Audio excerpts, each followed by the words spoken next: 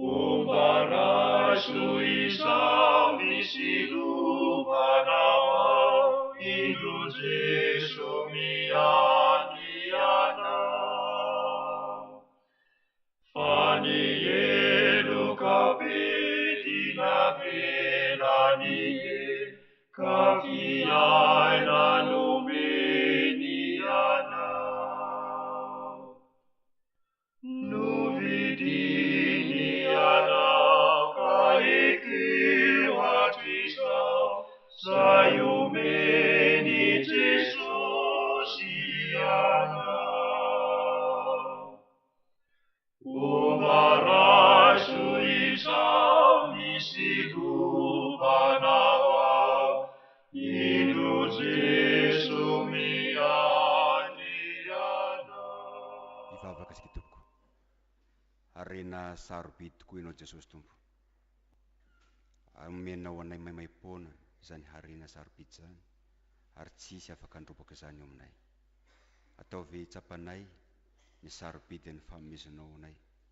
Ataovy tsapanay ny lehibe ny fitiavanao anay, ka tonga anay tsy salasala hiankina aminao. Atonga anay ihany koa hanolotra ny momba anay manontolo ho anao satria ianao ny tomponay, ianao ny mpamonjy anay. Sotronao zay mianao zao fotoana zay ahafahanay mame voninahitra anao zao. Sotronao zay mianao fotoana zay ahafahanay mandray ny teninao. Itenena Jesosy tompo araka ny fombanao faminanao zahay. Amin'ny ara-masina sy mavonjy nokatana zany. Amen. Ampifaliana ry havana ny arabanantsika rehetra tratr'izao alahady voalohany manaraka ny trinité izao. Ny ten'Andriamanitra izay anjarantsika ny tian'io ty dia hitantsika ao amin'ny Lioka toko 12 andininy 17 ary mitsahatra eo amin'ny andininy 120. Lioka toko 12 manomboka amin'ny andininy 17 ka hatramin'ny 120. Fa alohany amakina ny teny dia miaraba manokana ny iray rehetra tratry ty andro ty satria fetin'ny ray moa androany. Isaorantsika Andriamanitra fa izy no nametraka fitokisana amin'ny ray lohampianakaviana, fatatsika tsara ny hevitry ny hoe loha. Izy no misahana sy mihevitra izay ampandrosony tena manontolo dia tsinona fa ny ankohonany zany. Dia Andriamanitra ne androtsaka ny fitahiny amin'ny ray rehetra sy amin'ny ankohonany ihany koa, ka ahafahany ray miara-mifaly mandrakariva amin'ny ankohonana izay nomen'Andriamanitra azy. Ny ten'Andriamanitra izay anjarantsika araka nambarateo dia Lioka toko 12 andininy 17 ary mitsahatra amin'ny andininy 120 toy izao mifakan'izany anaran'i Jesosy. Ary nisy anankiray teo amin'ny vahoaka nanao tamin'ny Jesosy hoe, mpampianatra, teneno ny rahalahiko mba hizara lova amiko. Fa hoy izy taminy, rahalehilahy, iza no nanendry ahy ho mpitsara na mpizara ao aminareo? Ary hoy izy tamin'ny olona, mitandrema ka miarova tena mba tsy ho azo ny fieremana ianareo. Fa ny ain'ny olona tsy miankina amin'ny abetsahany zavatra ananany. Dia nanao fanoharana taminy izy ka nanao hoe, ny tanin'ny lehilahy manan-karena anankiray na vokatra be, ary izy ny hevitra tao am-pony hoe, ahoana no ataoko fa tsy manana fitoerana moriko ny vokatro aho? Ary hoy izy, izao no ataoko, handrava ny trano fitehirizako aho, ka nao zay lehibebe kokoa, ary ao no amoriko ny variko rehetra sy ny fananako, dia ilaza amin'ny fanahiko hoe aho, ry fanahy io, manana fananana be voatahiry ho amin'ny taona maro ianao, mitsara, mihinana, misotroa, mifalia. F'Andriamanitra kosa nanao taminy hoe, ry adala, anio alina no alaina aminao ny fanahinao, ka ho aniza zay zavatra noharinao? Toy izany zay miariarena ho an'ny tenany ihany, nefa tsy mba manan-karena ny amin'Andriamanitra.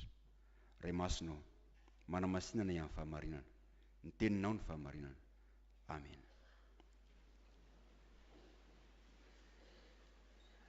Ry fiangonana malala ho aminareo mandrakariva ny fiadanana sy ny fahasoavana avy amin'Andriamanitra raitsika sy Jesosy Kristy Tompo. Amen. Hafahafa ry havana ty teksta zay anjarantsika androany ty.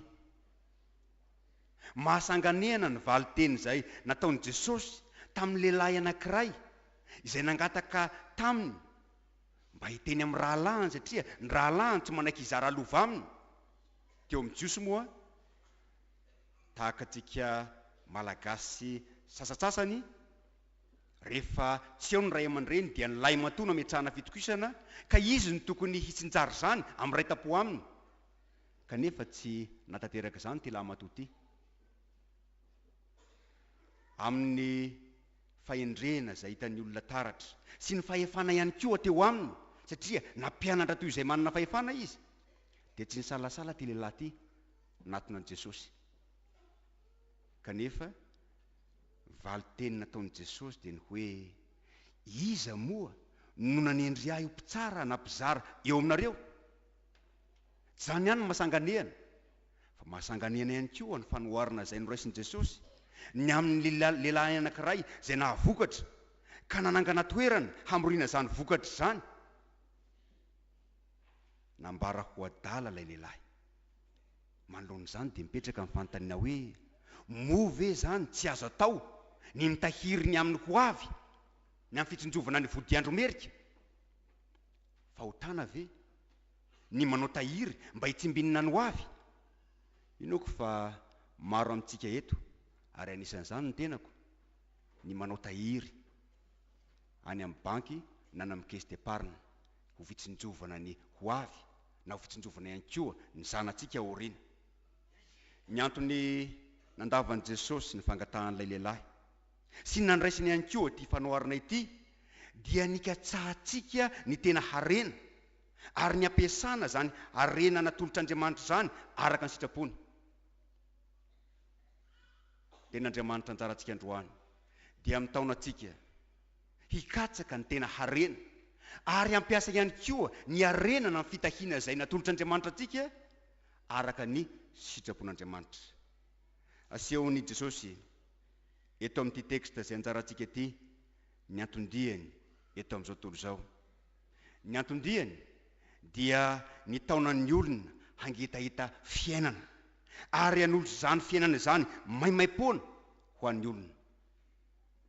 Tsy ny hampisondratra ny fari-piainan'ny olona, tsy izany ny tena antondian'i Jesosy, fa raha izany vitan'ny olona zany, vitan'ny fitondrana zany, raha toa ka tena manana finiavana tokoa izy. Fa firifiry moa ireo firenena izay tena mahantra mihitsy taloha, kanefa manahoana ny fivoaran'izany firenena zany ankehitriny? Toroaka izany koa, tsy ny tsaran'ny olona, tsy tsaran'ny olana eo anivon'ny fiarahamonina, tsy izany ihany koa ny tena tondian'i Jesosy, fa vitan'ny olona ihany koa zany. Izany no mahatonga ny mpitandro filaminana sy mpitsara izay mpanompon'Andriamanitra raha teo. Amin'ny andro farany dia ho avy Jesosy hitsara ny olona rehetra, hitsara ny velona sy ny maty. Fa tsy ny hitsara izao tontolo izao, tsy izany ny tena atondian'i Jesosy, fa ny atondiany dia ny taonan'ny olona hangetahita fiainana ary hanolotran'ny olona izany fiainana mandrakizay zany. Tsy nahafantatra izany ty lehilahy ty, ary tsy izy ihany fa maro no tsy mahafantatra izany na tamin'ny fotoan'andro na ankehitriny ihany koa. Ary moa ve tsy izany no rarotin'ny mpaminany sandoka maro isan-karazany izay atao hoe sekta, ka manana roatra amin'ny fahasaranan'ny olona, ka milaza aminy hoe tongava ty aminay fa ty aminay misy fahagagana, tongava ty aminay fa ty aminay misy fipohana ara-bola, tongava ty aminay fa ty aminay misy fitahiana, sy ny maro samihafa. Io no antsoina amin'ny voambolana vahiny hoe matérialisme religieux. Izany hoe zavatra raha materialy ihany no katsahana, fa eo amin'Andriamanitra no katsahana izany. Kanefa ny tenin'Andriamanitra izay anjarantsika androany dia mitaonantsika hikatsaka ny tena harena, mitaonantsika mba hanan-karena ny amin'Andriamanitra tsika. Fa inona moa ny soa azon'ny olona ho Jesosy raha azony azy rehetra izao kanefa ho very ny aina? Rehefa mijery ny teny fototra ny amin'ny hoe mba hanan-karena ny amin'ny Andriamanitra ianareo, dia misy heviny roa le hoe mba hanakarena ny amin'Andriamanitra ianareo. Ny heviny voalohany dia ny hoe mba hanakarena eo mason'Andriamanitra ianareo. Ary ny heviny faharoa izay matanjaka kokoa dia ny hoe hanakarena eo akaikin'Andriamanitra ianareo. Ny manakarena eo akaikin'Andriamanitra dia ny fanekena fa avy amin'Andriamanitra ny harena, avy amin'Andriamanitra ny fitahiana. Noho izany dia manome voninahitra an'Andriamanitra amin'izany harena izany. Io nambaran'ny Jeremia izay nivakiana tamintsika teo hoe izay tererea dia aoko hirereany amin'izao dia ny fahendreny sy ny fahalalany ahy hoy Jehova. Aoko aho tsy hevitra hoe ny tanjako no ahavitako zavatra. Aoko ianao tsy hirerea, fa ny tanjakao na ny fahaizanao no mahatonga anao olona ambony, na mahatonga anao ihany koa manakarena. Fa Davida mpanjaka miaika izy fa Andriamanitra mampatanjaka ary Andriamanitra mampanakarena. Ny manakarena eo akaikin'Andriamanitra dia ny fanekena fa tsy miankina amin'izay atolotr'Andriamanitra ny fiainantsika, fa miankina amin'Andriamanitra tenany. Tsy miankina amin'izay atolony atsika ny fiainantsika, fa miankina amin'Andriamanitra tenany. Tahaka ny zanaka io izay omeny ray aman-dreny vola meny sakafo isan'andro, tsy miankina amin'ny sakafo izay atolony isan'andro ny fiainan'ny zanaka, fa miankina indrindra amin'ny ray aman-dreny. Fa nanome vola be ny zanaka aza ny ray aman-dreny, kanefa sanatria tsy eo intsony izy, tratry ny fahafatesana izy, tsy manana fanantenana ny zanaka. Zavatra sarobidy izay atolotr'Andriamanitra ao antsika ry havana ny harena. Ary maro ny olona izay mahatsapa fa Andriamanitra nanome zany harena zany. Anisan'izany ry Joba, ry Solomona, saingy tsy tian'Andriamanitra hifikitra amin'izany harena zany ny fontsika. Ka dia miteny Jesosy amin'ny teny ity hoe mitandrema ka miarova tena mba tsy ho azony fieremana ianareo. Mitandrema hoy Jesosy ka miarova tena mba tsy ho azony fieremana ianareo. Maro ny ten'Andriamanitra izay efa nafafy teto, mitaona antsika hitandry tena manoloana fakapanahy maro samihafa. Fa miteny io ty dia sehon'i Jesosy fa fakapanahy lehibe ihany koa ny harena raha toka anankina antsika ny fontsika izany, raha toka mahatonga antsika manadino an'Andriamanitra izany. Ny hoe mierina dia te ahazo mihoatra noho izay ompelan-tanana. Raha atao amin'ny voambolana mahitsitsy izay fitenin'ny zatovo dia ny hoe tsy mety voky, na hoe tsy mety afa-po amin'izay natolotr'Andriamanitra azy. Ary hitantsika eto amin'ity lehilahy izay noraisin'i Jesosy eo amin'ny fanoharana izany, fa efa nahazo be izy kanefa tsy nety afa-po amin'izany.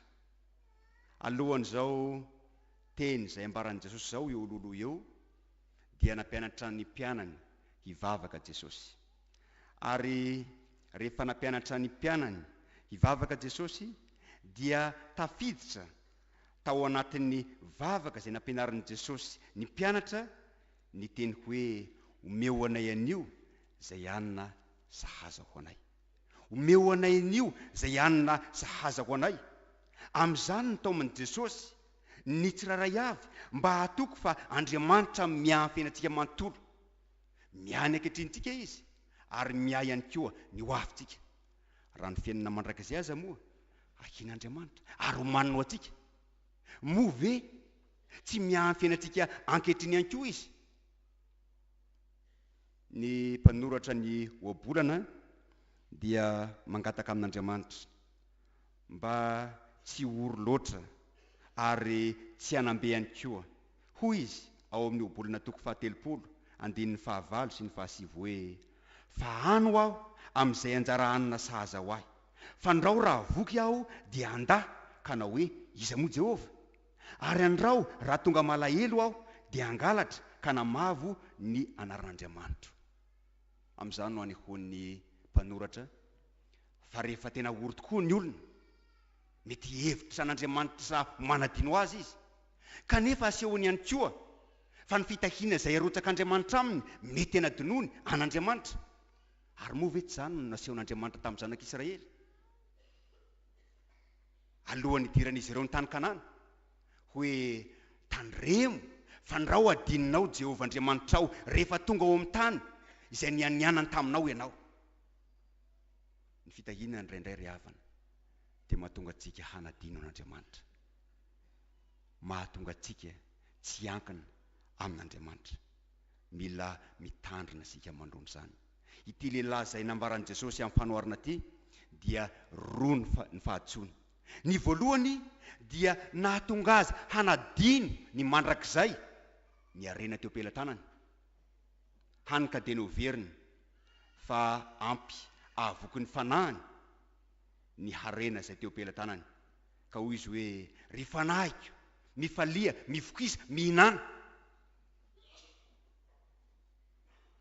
Maro ny olona izay afa-po amin'ny zavatry ny tany, saingy hoy Jesosy hoe ny ain'ny olona anie tsy miankina amin'ny zavatra ananany fa miankina amin'Andriamanitra zany. Fa ankoatr'izany dia nahatonga azy hanadino ny namany ihany koa ny harena teo am-pelantanany. Jesosy dia milaza amin'ny andininy farany hoe toy izany izay miary harena ho an'ny tenany ihany, miary harena ho an'ny tenany ihany. Tsy mba nihevitra ny hafa izy. Rehefa nahazo vokatra be izy tsy mba nieritreritra hoe izavy re mila fanampiana, izavy re ny fianakaviako na ny namako mila famonjena, fa hoy izy hoe mbola hitariko indray ty fitoeram-bokatra ity. Tsy nihevitra afa-tsy ny tenany izy. Ny ten'Andriamanitra izay anjarantsika androany dia maneho amintsika hoe hoaiza isika ary maninona eto isika.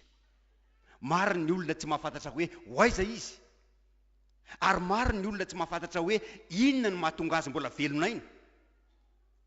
Asehon'i Jesosy fa toeram-piomanana ihany ny amin'ny fiainana mandrakizay ny fiainantsika eto. Tahaka ny tetezana ihany zany. Tsy misy olona manorina trano eo ambony tetezana, fa toerana andalovana zany. Ray Paoly apôstôly milaza azy dia hoariny amin'ny trano ilay sika. Kanefa misy ozy ny trano izay tsy natao tanana homanin'Andriamanitra ho an'izy rehetra mino sy matoky an'i Jesosy. Trano lay, izany ny toerantsika eto. Kanefa ny tenin'Andriamanitra izay anjarantsika androany ihany koa dia maneho hoe haninona eto sika. Matoa ao mbola velonaina, matoa ianao mbola velonaina. Misy andraikitra na mission izay tian'Andriamanitra ho tanterahantsika dia tsinona fa ny hanangana, hampahery, ny hamonjy sy hanampy ny hafa ihany koa amin'ny fitahiana izay atolotr'Andriamanitra antsika. Men'Andriamanitra fotoana ianao, tian'Andriamanitra ho zaraina amin'ny hafa zany fotoanao zany. Anisan'izany ny iray-pianakaviana. Amin'izao fotoana izao dia tena mirotorototsika, ka tsy manana fotoana intsony ny ray aman-dreny iarahana amin'ny zanany. Dia misy moa ny mpampianatra nilaza tamin'ny fotoan'andro hoe manoloana ny asarotry ny fiainana ni tsy fotoana lava be intsony no ilantsika iarahana amin'ny zanatsika, fa fotoana ampy.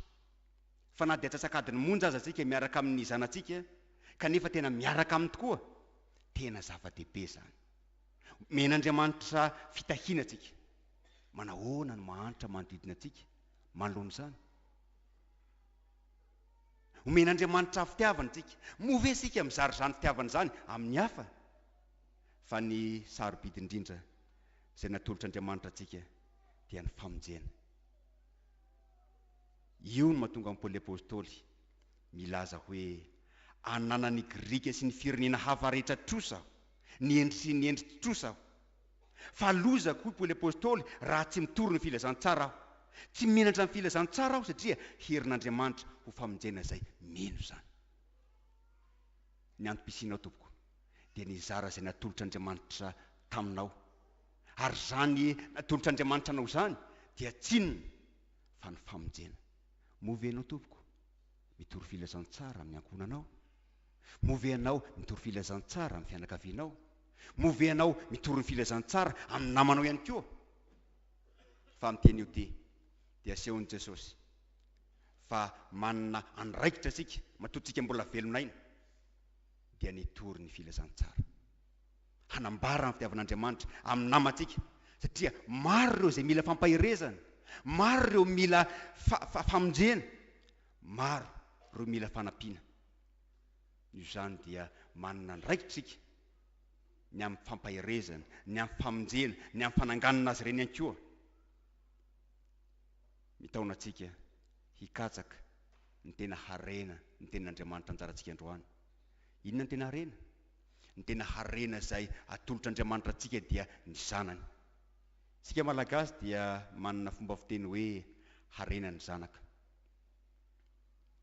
Saingy manana ny andikajika azy moa tsika ny amin'izay hoe harena ny zanaka zany. Fa ny tena maharena an' Jesosy dia zao, izay manana azy, manana zavatra rehetra. Ary zany harena zany dia atolotra anao maimaim-poana. Ny olona manana an' Jesosy tompoko dia manana fiainana mandrakizay. Tsy vidim-bola zany harena zany, fa noho ny fahasoavan'Andriamanitra dia atolotr'Andriamanitra anao maimaim-poana zany. Sambatra ianao fa efa natolotr'Andriamanitra anao zany harena zany. Eo amin'i Jesosy avokoa izay rehetra tadiavinao. Mitady fitiavana ve ianao? Fitiavana Jesosy. Mitady fiadanana ve ianao? Izy no atao hoe andrian'ny fiadanana. Mitady namana ve ianao izay mampahery anao anatin'ny fotoan-tsarotra? Jesosy manambara aminao fa sakaizanao izy. Tena sakaiza tsy mafoy araka ny hira fa 7:10 hoe Jesosy sakaizanay, Jesosy anay. Ny olona mety mandao fa Jesosy tsy mba mandao. Mitady fiainana ve ianao? Fiainana mandrakizay Jesosy. Ary omenanao maimaim-poana zany fiainana mandrakizay zany. Ny anjaranao dia mino azy, matoky azy. Aoka tsy no hareny tany izay tsy mahafeno mibanga eo aminao ary tsy manome fiainana mandrakizay ho anao ihany koa. No takalinao an'izany harena izay atolotr'Andriamanitra zany. Amin'ny teny io ty ariavana, tsarovy fa mitaona antsika Jesosy hikatsaka ny tena harena dia tsinona fa ny fiainana mandrakizay zany. Atolotr'Andriamanitra anao maimaim-poana zany. Fa izay rehetra mino ny zanaka no manana fiainana. Izany hoe izay mandray ny zanaka no manana fiainana. Ary ianao izay nandrotsahan'Andriamanitra fitahiana, omeny fahasalamana, omeny fitiavana, atolorany fitahiana ihany koa, aoka ianao hizary zany amin'ny namanao. Dia ny tompony hampahery antsika ka ahafahantsika mitoetra mandrakariva amin'ny finoana azy. Ary zany finoana azy zany dia asehontsika amin'ny fitiavana namana. Dia voninahitra ny ekon'Andriamanitra raisina kary fanahy masina zay azy hatramin'ny taloha indrindra ka ho azy mandrakizay. Amen. Raisy ny fitahiana. Ny fitiavan'Andriamanitra ray, ny fahasoavan'i Jesosy Kristy Tompo ary ny firaisana fanahy masina ho aminao rehetra rehetra amin'ny zoko mandrakizay. Amen.